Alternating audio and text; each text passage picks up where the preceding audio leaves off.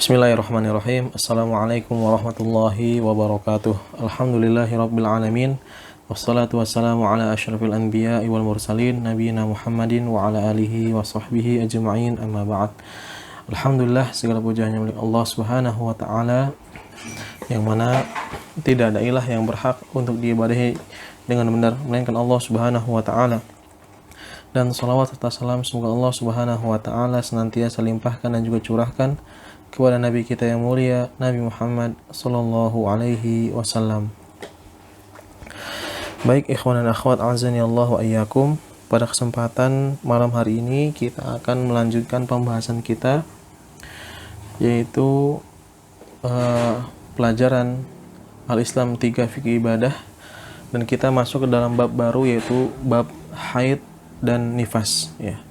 Bab haid dan nifas ini adalah bab yang sangat penting sekali, ya. Walaupun ini berkaitan dengan wanita, namun bagi seorang laki-laki juga wajib mempelajari dan mengetahuinya, ya. Karena secara tidak langsung, ya, entah nanti dia punya istri, ya, ada hal-hal yang berkaitan dengan haid dan nifas, atau nanti dia punya anak juga, dia akan mengajarkan, atau punya adik juga, atau juga ajarkan terkait bab haid dan nifas, karena bab ini adalah sebab yang sangat penting sekali. Baik ikhwan dan akhwat, azani Allah wa iyyakum, kita ambil dari bahasan yang pertama, yaitu pengertian haid dan nifas, ya. Haid adalah darah yang alami yang keluar dari dalam rahim, ya, pada waktu yang tertentu dalam keadaan sehat tanpa sebab melahirkan, ya. Sekali lagi, jadi haid, ya, adalah darah yang alami yang keluar, ya, dari rahim perempuan tentunya pada waktu tertentu, ya. Jadi waktunya sudah tertentu, ya, walaupun berbeda-beda setiap wanitanya, ya, baik waktu maupun durasinya juga, ya, dalam keadaan sehat. Nah, tentunya keluarnya dalam keadaan sehat, normal, ya, bukan dalam keadaan sakit dan tanpa sebab melahirkan, ya. Karena nanti kalau darah yang keluar karena sebab melahirkan itu masuk ke dalam definisi nifas, ya. Sebagaimana di sini kita bacakan, nifas adalah darah yang keluar dari perempuan ketika melahirkan, ya. Dan juga para ulama menjelaskan bahwasannya darah nifas ini adalah darah haid, ya, yang terkumpul, ya. Karena ketika seorang wanita hamil itu mereka tidak haid, ya, maka darahnya terkumpul, begitu. Dan keluarnya kapan? Ketika nifas, ya. Nah, ini dia pengertian dari haid dan nifas. Kemudian bahasan selanjutnya adalah waktu haid dan nifas. Tentunya secara umum, ya, nanti di sini pembahasan tentang waktu haid dan nifas ini, ya, sebagian mungkin ada riwayat, ya, dari sahabat atau sahabiat, ya, yang menjelaskan tentang tersebut, ya, atau juga ini berdasarkan pengalaman, ya, dan realita yang terjadi pada keumuman seorang wanita. Baik, yang pertama di sini perhatikan, umur minimal seorang wanita haid adalah 9 tahun dan maksimalnya secara umum adalah 50 tahun, ya. Kenapa para ulama mengambil kesimpulan di sini, ya, minimal seorang wanita haid adalah 9 tahun? Ini berdasarkan hadis, ya, yang diriwayatkan dari Aisyah radhiyallahu anha, bahwasannya beliau berkata, "Idza balaghatil jariyatu tis'a sinin fahiya imra'ah." Ya, apabila seorang anak perempuan ini sudah mencapai umur 9 tahun, maka dia adalah imra'ah, maka dia adalah seorang wanita dewasa. Artinya dia sudah balik. Ya. Adapun, ya, batas maksimal 50 tahun di sini, ya, ini berdasarkan hadis dari Aisyah juga, ya, bahwasannya beliau berkata, "Idza balagatil mar'atu 50 sanah kharajat min haddil haid." Ya, apabila seorang wanita ini sampai mencapai umur 50 tahun, maka dia telah keluar dari batasan haid, ya. Artinya dia sudah tidak mengalami haid lagi. Kemudian, ya, bahasan selanjutnya adalah tentang durasi, ya. Berapa lama seorang wanita haid, ya. Para ulama menjelaskan bahwasanya tidak ada batasan, ya, secara spesifik, ya. Batas minimal maupun maksimal seorang wanita haid itu tidak ada batasannya, dan itu dikembalikan kepada urf atau kebiasaan. Namun sebagian ulama yang lain menjelaskan, ya, bahwasanya batas minimalnya adalah sehari semalam, ya. Jadi wanita itu dia mungkin saja melakukan haid atau terjadi haid pada dirinya itu selama hanya sehari semalam saja. Dan batas maksimalnya adalah 15 hari dan umumnya ini 6 atau 7 hari ya. Kenapa 6 sampai 7 hari ini sebagai batas atau durasi umumnya wanita haid atau nifas? Ini berdasarkan hadis ya yang diriwayatkan dari Himnah bintu Jahash ya, bahwasanya Nabi Shallallahu Alaihi Wasallam berkata kepada beliau ya, kepada Himnah bintu Jahash, tahayyali fi ilmillahi sittata ayyam ya, haidlah ya kamu pada ilmu Allah ya atau ketetapan Allah Subhanahu wa taala selama 6 hari au sab'ah atau 7 hari. Tsumma ghtasili, kemudian mandilah, wa sholli arba'atan wa ishrina yauman, kemudian salatlah 24 hari. Au thalathah wa ishrina yauman, atau 23 hari. Kama yahidun nisa'u wa yathurna limiqati haidihinna wa tuhrihinna, ya sebagaimana para wanita itu haid dan suci ya sesuai dengan waktu haid mereka dan suci mereka. Nah, di sini Nabi Shallallahu Alaihi Wasallam ya menjelaskan bahwasannya tentang umumnya wanita itu haid berapa hari? 6 atau 7 hari. Ya.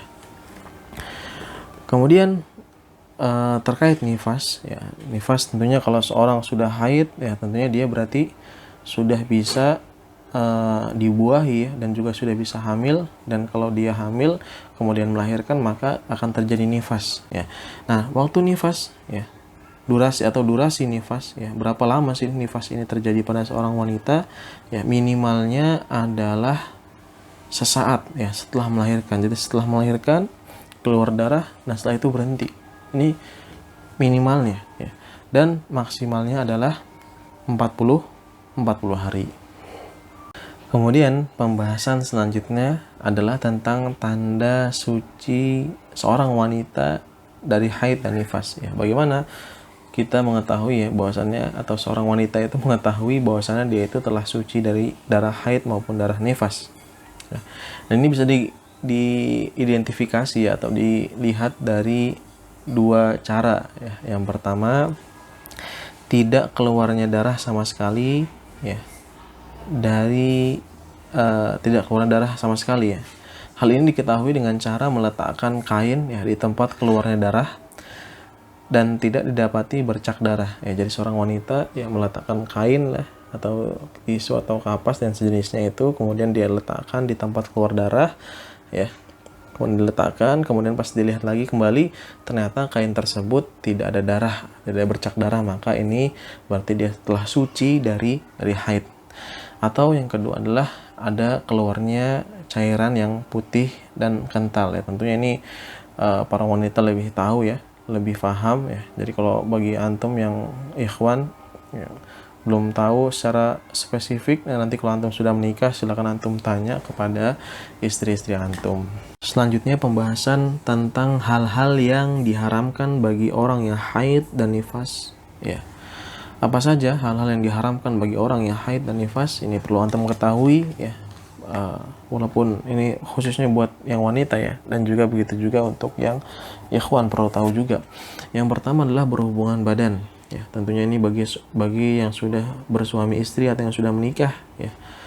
Kalau antum sudah menikah atau nanti akan melaksanakan pernikahan tentunya ya, semoga antum semua dimudahkan untuk menikah. Dan setelah menikah antum ingin berhubungan badan ya, maka antum harus memastikan ya pasangan antum ya, atau diri antum di sini kalau antum seorang wanita, dalam keadaan tidak haid atau tidak nifas ya.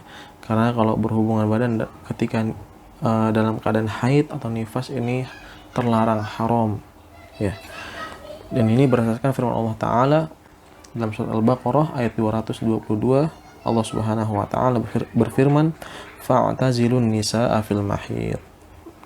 Jauhilah wanita ketika haid ya. Wala taqrabuhunna hatta yatuhurn, dan janganlah mendekati mereka sampai mereka suci. Dan juga berdasarkan hadis Nabi sallallahu alaihi wasallam ya, beliau bersabda, isna'u kulla syai'in il nikah ya. Lakukanlah ya segala sesuatu terhadap istrimu yang sedang haid illa nikah, kecuali berhubungan badan. Ya. Jadi masih diperbolehkan ya bagi seorang suami ya yang manakala istrinya ini sedang haid ya, dia boleh melakukan segala sesuatu terhadap istrinya kecuali berhubungan badan, artinya melakukan hubungan intim yang langsung, sebatas meraba-raba ya dan bercumbu itu diperbolehkan selama tidak pada bagian kemaluannya. Kemudian hal yang diharamkan juga ya ketika seorang wanita haid atau nifas adalah tolak. Ya, ini tidak boleh ya seorang suami yang menceraikan istrinya dalam keadaan istrinya ini sedang haid ya. Dan ini berdasarkan firman Allah Ta'ala, fatalliquhunna li'iddatihin ya. Dan tolaklah ya, jatuhkan tolak kepada mereka ya li'iddatihin ya, berdasarkan iddah mereka ya. Dan iddah di sini ya dihitung dari mana ya, dari mereka suci ya. Kemudian Nabi SAW juga memerintahkan kepada Umar ketika Umar ini menceraikan anaknya Abdullah, ketika anaknya Umar menceraikan istrinya ya. Jadi Rasulullah SAW memerintahkan Umar ya agar memerintahkan kepada anaknya yang bernama Abdullah ya, yang telah menceraikan istrinya ya, dalam keadaan istrinya ini haid. Ya, apa Nabi SAW bersabda, murhu fal yuraji'hu ya, perintahkanlah dia ya, hendaklah dia rujuk kepada istrinya ya, karena ketika itu anaknya Umar bin Khattab yaitu Abdullah ya, dia menceraikan istrinya dalam keadaan istrinya ini sedang haid, maka Nabi SAW memintanya untuk rujuk kembali ya, karena nggak boleh seorang suami menjatuhkan talak, menceraikan dalam keadaan istrinya ini sedang haid. Kemudian hal yang diharamkan juga bagi wanita yang haid dan nifas adalah sholat ya. Dan ini berdasarkan hadis Nabi SAW ya, ketika beliau bersabda kepada Fatimah bintu Abi Hubaish, beliau bersabda, idza aqbalatil haidata fada'is shalah, apabila haid datang padamu maka tinggalkanlah salat ya. Hadis ini diriwayatkan oleh Bukhari dan Muslim. Kemudian yang keempat adalah puasa. Ini juga tidak boleh bagi seorang wanita ketika sedang haid dan nifas ini berpuasa ya. Dan ini berdasarkan sabda Nabi SAW ya, alaysa ihdakunna idza hadat lam tasum wa lam tusalli ya. Bukankah salah seorang kalian apabila sedang haid ya, tidak berpuasa dan tidak sholat ya? Qulna bala ya, maka para sahabiat menjawab iya. Ini menunjukkan bahwasanya tidak boleh ya, atau terlarang bagi seorang yang haid dan nifas ini untuk berpuasa. Kemudian yang kelima adalah tawaf ya. Tawaf juga terlarang. Ini berdasarkan hadis yang sahih ya, yang diriwayatkan dari Bukhari dan Muslim lagi ya, di mana Nabi SAW berkata kepada Aisyah radhiyallahu anha ketika Aisyah sedang haid, if'ali ma yaf'alul hajju ya, ghairu alla tatufi bil baiti hatta tathuri ya. Lakukanlah segala hal yang dilakukan oleh orang yang berhaji, hanya saja engkau tidak boleh tawaf ya di Ka'bah sampai engkau suci. Nah, ini tidak boleh ya seorang wanita yang haid untuk melakukan tawaf. Ini kejadiannya adalah ketika Aisyah radhiyallahu anha sedang haji ya. Ketika sudah dekat Mekah, ternyata qadarullah Aisyah ini haid gitu. Kemudian Nabi SAW bersabda seperti itu. Kemudian hal yang dilarang selanjutnya adalah membaca Al-Quran. Ini pendapat kebanyakan para ulama ya, tidak boleh seorang wanita ini membaca Al-Quran ya. Memang ada khilaf di sini ya. Namun yang rajih dan yang kuat Allah Ta'ala ala wa alam itu tidak boleh ya.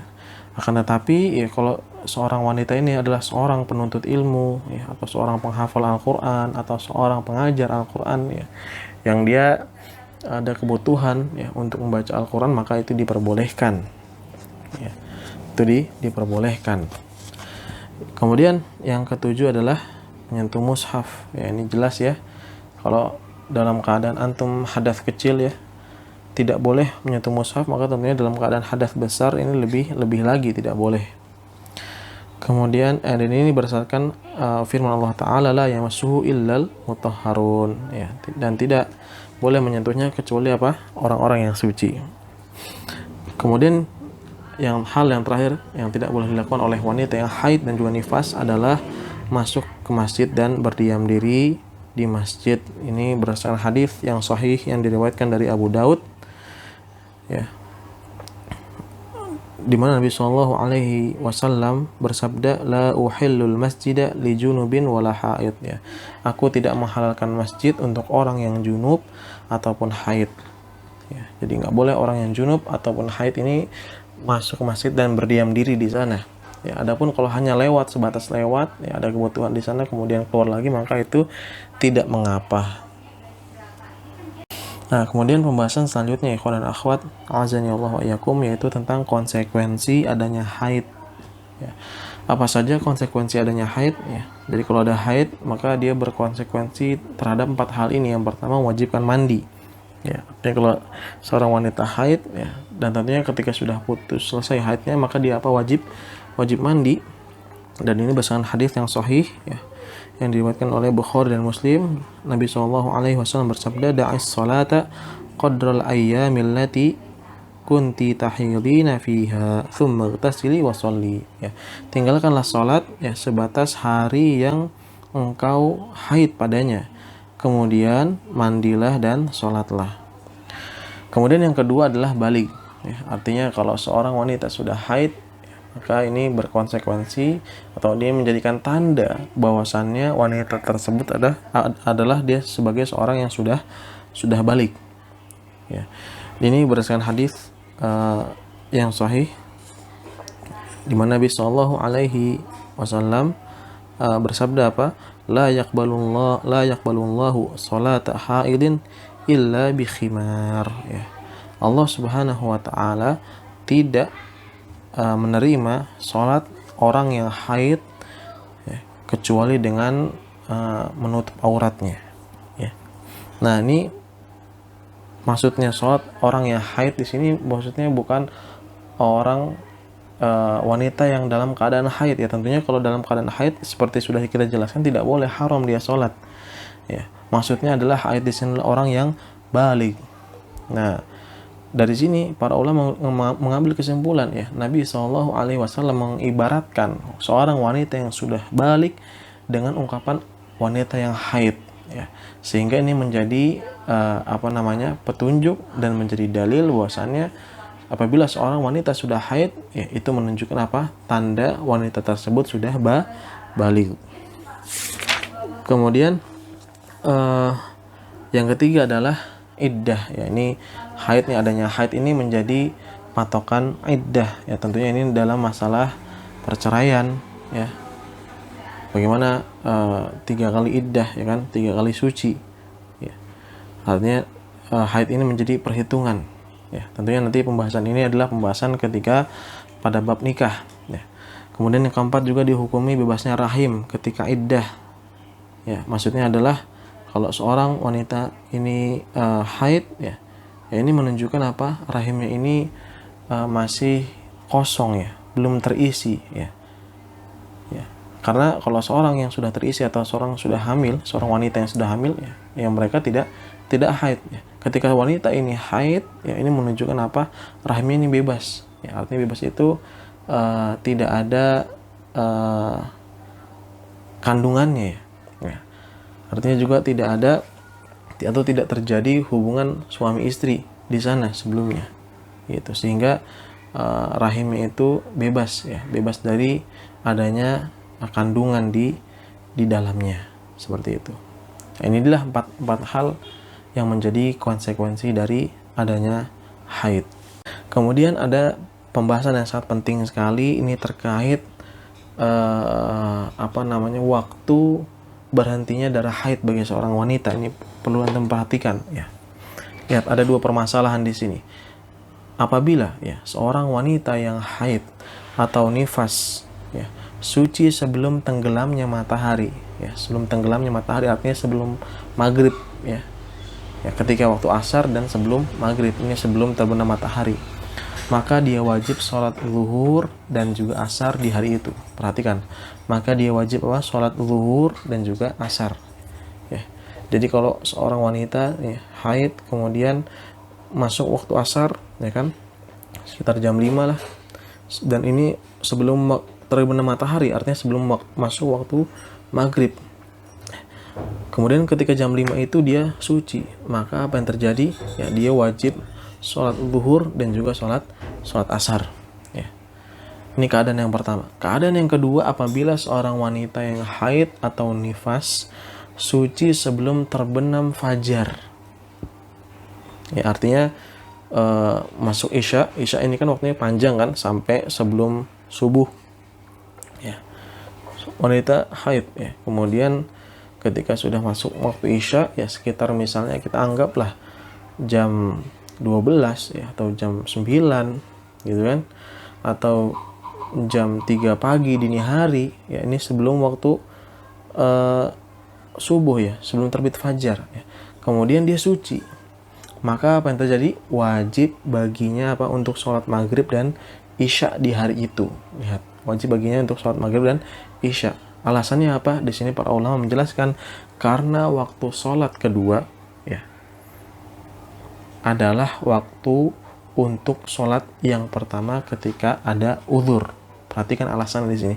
Karena waktu sholat kedua adalah waktu untuk sholat yang pertama ketika ada uzur. Ya, tadi perhatikan. Keadaan yang pertama, antum menggabungkan antara apa? Zuhur dan asar.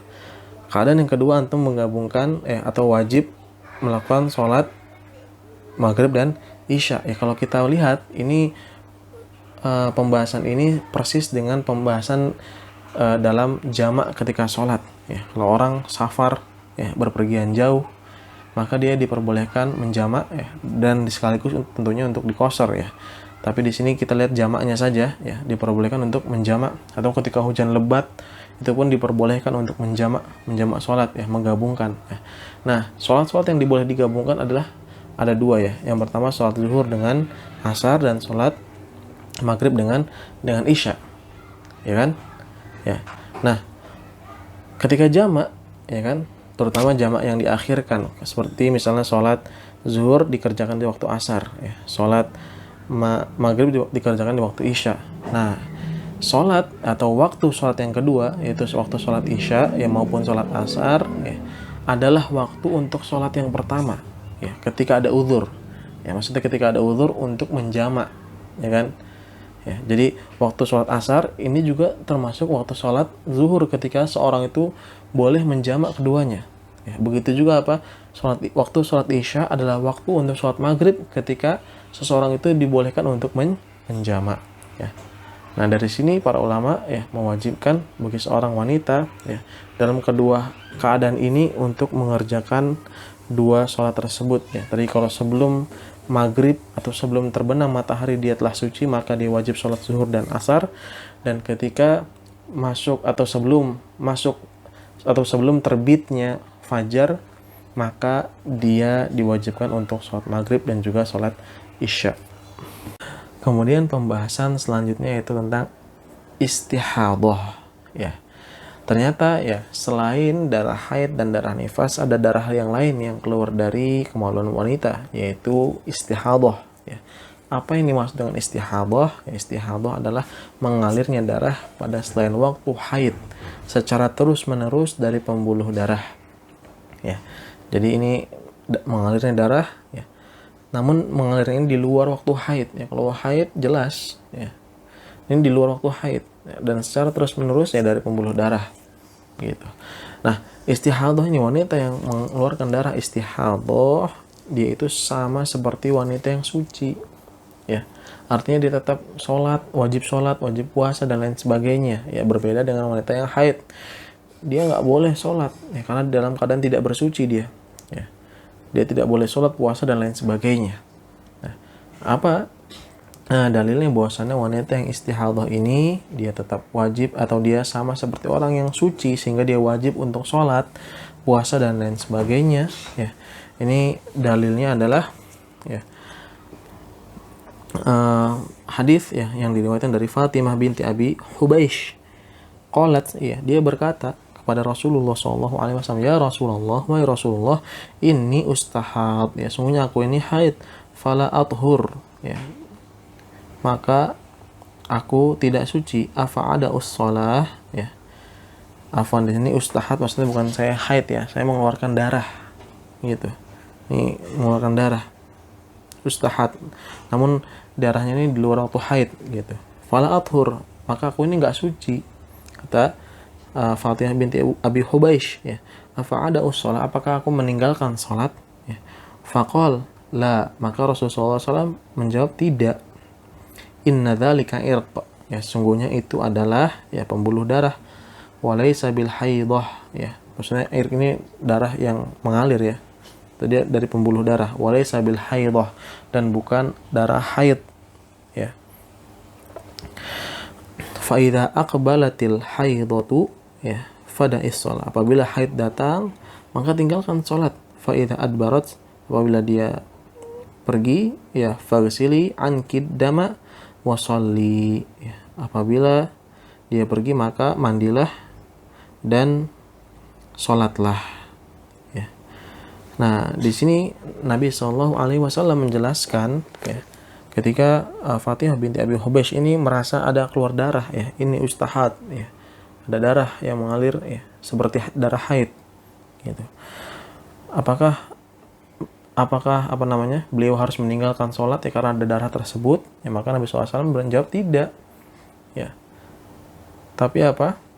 Itu beliau menjelaskan bahwasannya itu adalah irq, ya, pembuluh darah yang pecah, ya, sehingga keluar dari kemaluan wanita. Nah, maka dari sini para ulama mengambil kesimpulan bahwasannya wanita yang istihadhah itu sama seperti wanita yang suci, ya. Nah, namun apa yang dilakukan oleh wanita yang istihadhah ketika dia ini merasa ada keluar darah istihadhah, ya, yang dia harus lakukan adalah wajib baginya mencuci kemaluannya, kemudian menutupnya dengan pembalut, ya, agar darahnya tidak tercecer keluar. Kemudian dia berwudu setiap kali masuk waktu sholat, ya. Ini yang membedakan antara wanita yang suci dengan wanita yang istihadhah, ya. Kalau wanita yang suci ketika dia berwudu sekali, ya, maka dia boleh menggunakan, ya, wudu tersebut untuk mengulang sholat, ya, ketika wudu tersebut tidak batal. Adapun wanita yang istihadhah ketika dia ingin ketika masuk waktu sholat dan melakukan sholat yang lainnya, maka dia wajib mengulang wudunya walaupun wudunya tersebut belum batal. Kemudian selanjutnya adalah tentang perbedaan antara istihadhah dengan haid, ya. Apa sih perbedaan antara istihadhah dengan haid? Ya, ini keduanya punya persamaan, yaitu sama-sama darah, ya, yang mana darahnya sama-sama keluar dari kemaluan wanita, namun dia punya perbedaan, ya. Pertama dari sisi hukumnya, ya, darah haid ini melarang wanita dari sholat, puasa, dan berhubungan badan, ya, dan lain sebagainya, sebagaimana yang sudah kita jelaskan tadi sebelumnya. Sedangkan istihadhah tidak melarang wanita dari hal tersebut, ya, sebagaimana tadi sudah jelaskan juga bahwasannya seorang wanita yang istihadhah ini dia sama seperti seorang yang suci. Kemudian perbedaan yang kedua adalah sifatnya, ya. Haid adalah darah hitam, kental, dan memiliki aromanya kurang sedap tentunya, ya. Jadi darah haid, ya, tentunya wanita lebih paham tentang masalah ini. Jadi dia darahnya hitam, kemudian kental, dan memiliki aroma yang kurang sedap, ya. Sedangkan istihadhah adalah pembuluh darah yang pecah pada rahim, ya. Dia adalah pembuluh darah yang pecah pada rahim, ya. Warnanya merah dan tidak memiliki aroma. Yaitu dialah perbedaan antara istihadhah dan juga haid. Kemudian pembahasan terakhir, yang ini pembahasan yang sangat penting sekali, yaitu tentang bagaimana keadaan wanita yang istihadhah, ya. Bagaimana seorang wanita ini mengetahui bahwasannya darah yang keluar itu adalah darah istihadhah dan bukan darah haid, ya. Di sini para ulama menjelaskan, ya, setidaknya ada 3 cara, ya. Yang pertama adalah atau keadaan yang pertama adalah ketika wanita ini memiliki kebiasaan haid yang diketahui, ya, seperti misalnya dia setiap bulannya itu haid 7 hari, 8 hari, atau 9 hari misalnya. Dan itu berulang terus setiap bulannya seperti itu. Nah, misalnya ya, dan ketika ada darah ya, ternyata yang keluar di luar kebiasaan haidnya, ya kebiasaan hari-hari haidnya, maka itu dihukumi dengan darah istihadhah ya. Nah, misalnya kalau seorang wanita dia punya kebiasaan haid 7 hari ya. Kemudian ini berlangsung selama beberapa bulan ya. Kemudian di bulan ke-5 misalnya ternyata dia haid ya, setelah 7 hari haid ya, hari ke-8-nya ternyata masih ada darah yang keluar, maka hari ke-8-nya itu dihukumi dengan darah istihadhah ya. Dan berarti di hari ke-8 itu dia sudah wajib apa? Wajib mandi ya, wajib mandi, dan juga sudah wajib sholat dan melakukan ibadah yang lain, karena darah yang keluar tersebut sudah bukan lagi darah haid. Ya, ini yang pertama. Ya. Apa dalilnya? Dalilnya adalah sabda Nabi SAW yang diriwayatkan dari Muslim, ya, di mana Nabi SAW bersabda kepada Ummu Habibah. Ya. Beliau bersabda, "Umkuthi qadra ma kanat tahbasuki haidatuki." Ya. Diamlah engkau ya, selama haidmu ini menahanmu. Tsumma ghtasili wa sholli. Kemudian mandilah dan sholatlah. Ya, ini bagi wanita yang dia ini tahu, yang punya kebiasaan ya, berapa lama dia biasanya haid.